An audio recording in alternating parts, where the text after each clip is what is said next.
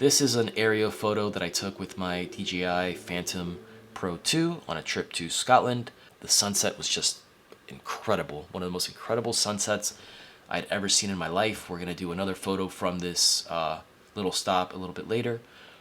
But I just love the way the sun was hitting the side of this building. The architecture nerd in me just got obsessive, and I love the the cows, some of the tastiest cows you'll ever eat. Oops, probably pissed off a couple of vegans, but they just add some nice little layer, texture, interesting elements to the frame. And this is kind of like where we started. This is a different shot, but it's kind of the same, along the same lines. For some reason in Capture One, when you're shooting with DJI, it automatically crops the photo upon import. I don't know why it does that. But anyway, this is kind of the raw photo where we started, and I wanted to just kind of take what this photo has and enhance it. It has beautiful, rich texture in the greens, and the lighting is very three-dimensional. The sun is off towards the edge over here, just slightly out of frame, but it's a little cold, and it's a little bit colder than I remember.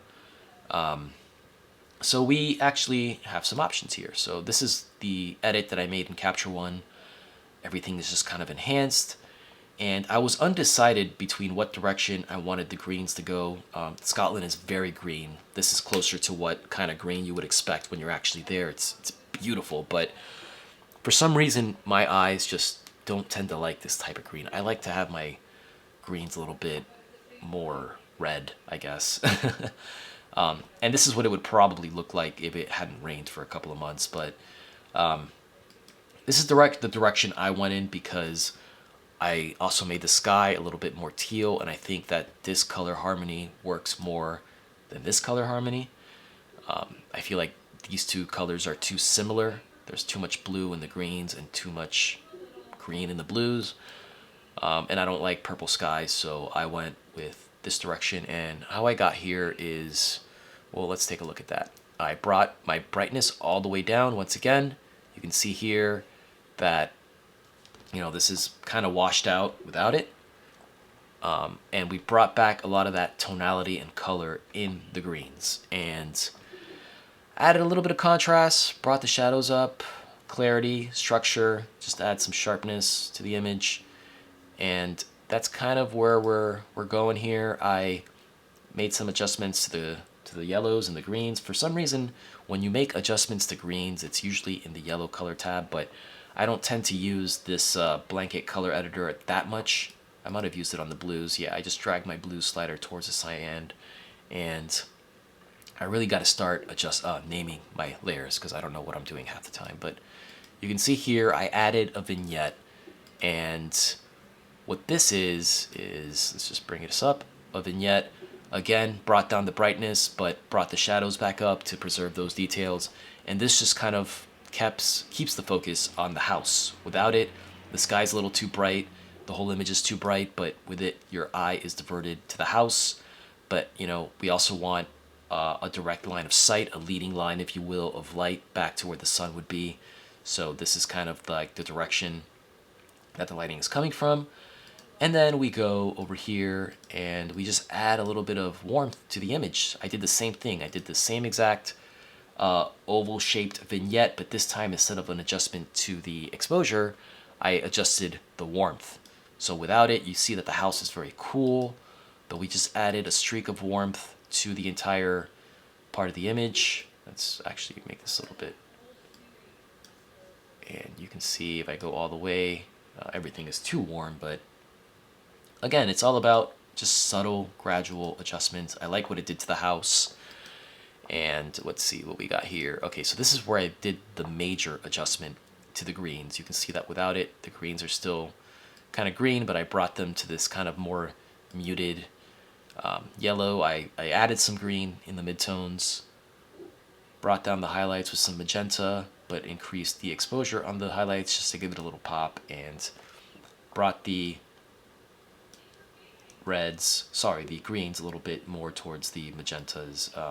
Don't want to go all the way, that would be too fake, but where I had it before, I don't know, I just not working for me, even though that is closer to what Scotland looks like. This is closer to reality. Like when you're in Scotland, the greens are very blue and very saturated.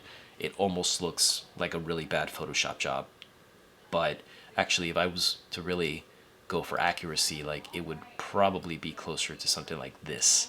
Like this is what it actually looks like. And look, there's a place for that kind of like saturated, colorful green look. That's why I did 2 versions of this edit, because I might want to, show that to a different audience. If I was selling it to like a tourism board or something, I would probably go with this version and work from there. But since I'm doing this for my own personal use, like this is the kind of direction of the colors I want to go to.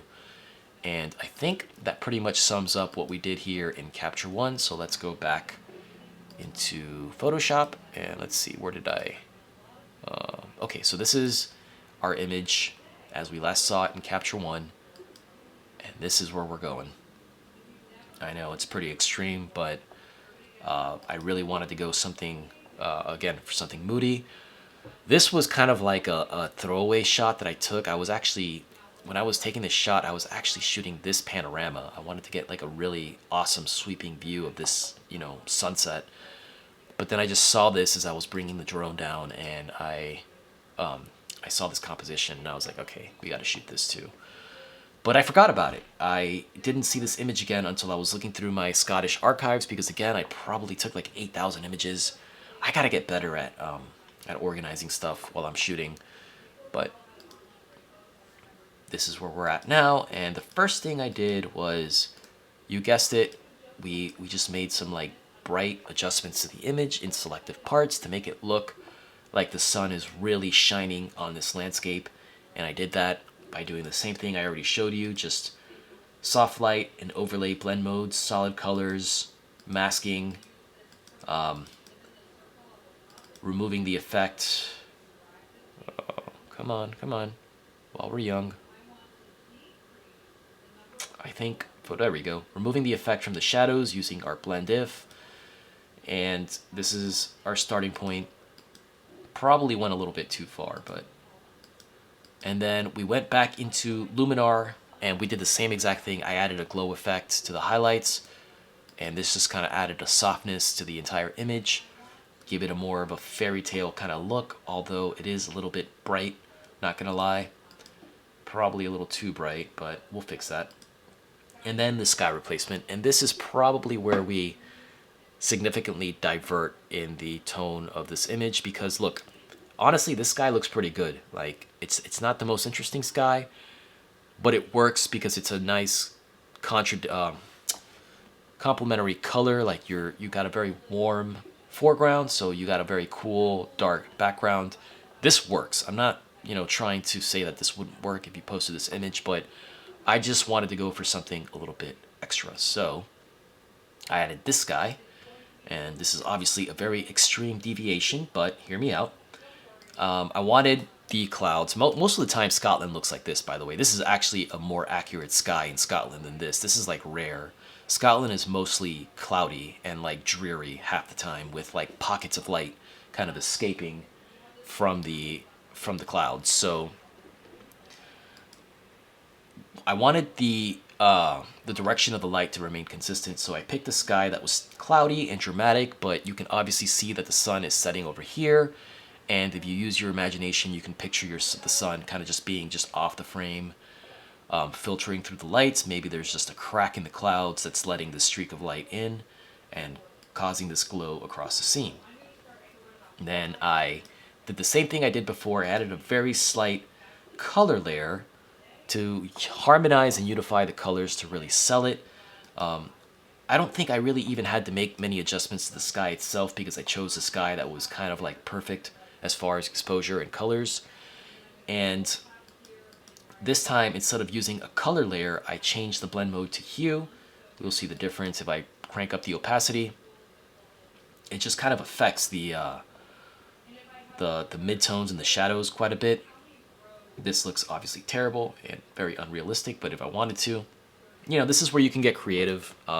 This is totally up to your personal taste. If I wanted to take it a little further, I can really crank it up to like 40%, but I wanted to still keep it looking a little grounded. So we're at 8%. And then I used the same exact photo filter from the previous photo in exposure in alien skin as I did before, but this time I just used it to a lesser degree. But you can see like it just creates this beautiful like tonality to the image because you're just crushing, not crushing, but you're bringing down those midtones and letting the colors really shine. Actually, I kind of like it. I had it at 35%, but I think I kind of like it more at 50%. So we're going to make that change. And then, once again, a vignette.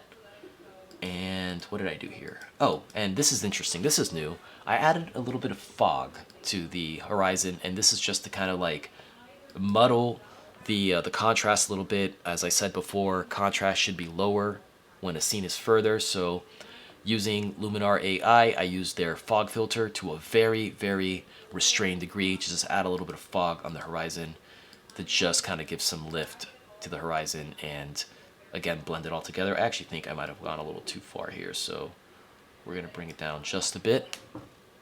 And that's it. Like, this didn't take me long. I think this edit took me like 30 minutes to do.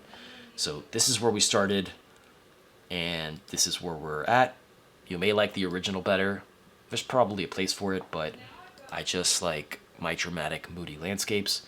And actually, I'm just going to save this image because I like the changes that I made.